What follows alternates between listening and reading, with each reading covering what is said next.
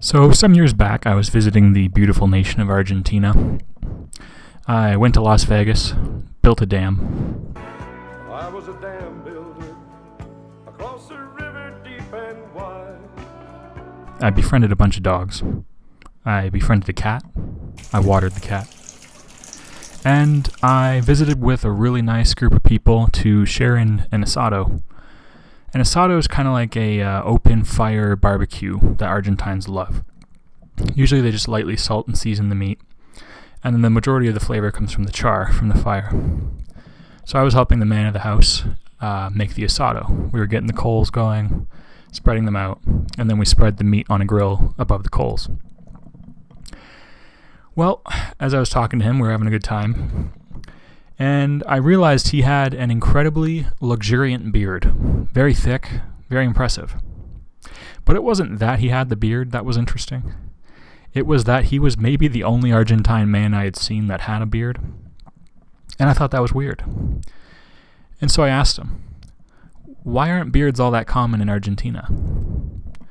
He was kind of quiet, and he said, Juan Perón.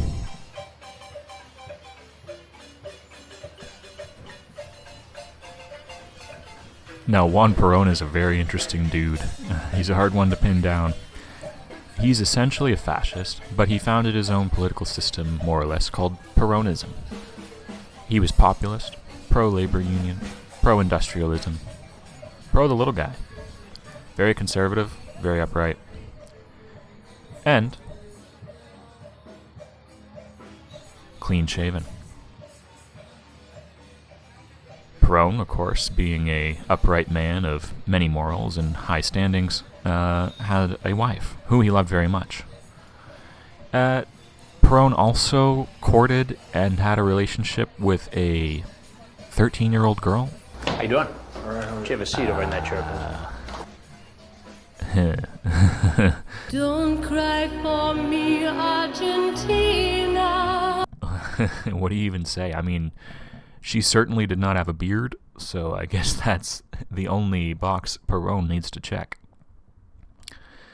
So, obviously, probably a slightly more well-known Argentine is this fine cigar aficionado, this executioner, philosopher, motorcycle rider extraordinaire.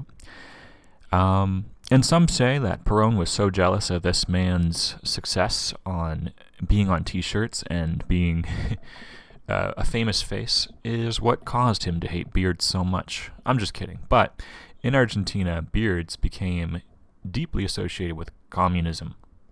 And Perón hated communism. Okay? His smile and optimism only maintained by the death of communism. And so, what this fine Argentine man told me with his luxuriant beard is that there was a time period where men with beards, communist or not, Mao enjoyers, Stalin sympathizers or not, were disappeared. So there were government squads who would just kind of roam the streets looking for bearded boys and scoop them up and send them to swim with the fishes.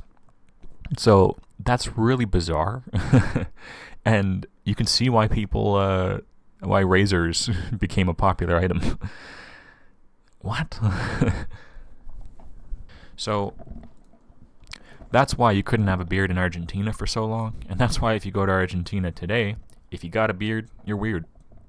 Juan Perón.